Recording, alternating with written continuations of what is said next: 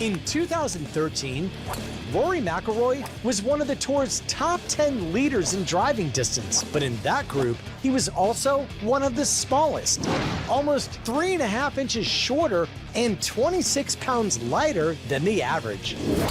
So how does the golfer Rory's size generate so much power and length off the tee? To find out, we brought the two-time major winner and former world #1 into the ESPN Sports Science Lab. What's your secret to generating so much power? I think my power comes from my rotational speed. I think that's the thing where I have maybe an advantage over most of the guys. Distance is achieved through what's called the kinetic chain, drawing energy up from the ground through the legs and torso into the arms and down the club. In the middle of that kinetic chain are two key links, the hips and shoulders.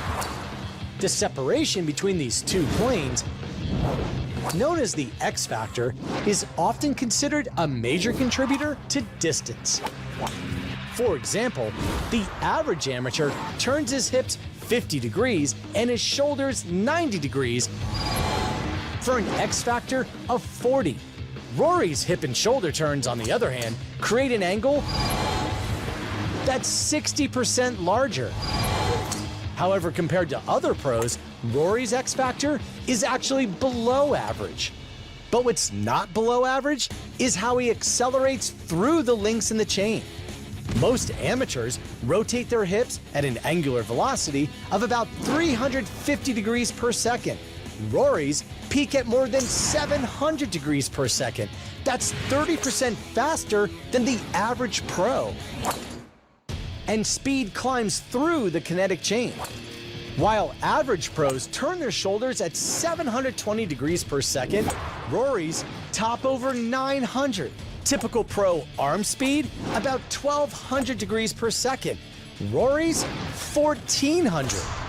And out at the end of the chain is one of the fastest clubhead speeds on tour, averaging more than 121 miles per hour. Ultimately, the real key to Rory's driving is in his transmission, meaning how quickly he shifts through the gears to top speed. He goes from 0 to more than 121 miles per hour in only 239 milliseconds.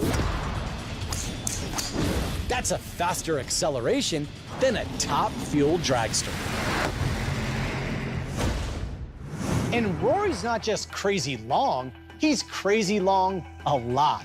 Last year, almost 44% of his drives were over 300 yards, and he led the tour in drives between 300 and 320 yards. For ESPN Sports Science, I'm John Brinkus.